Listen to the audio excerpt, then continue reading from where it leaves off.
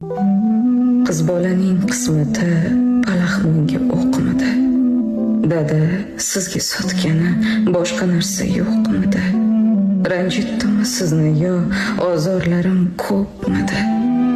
Dada sizga sotgani boshqa narsa yo'qmidi? Jonimsan, jonim bolam deganingiz yolg'onmi?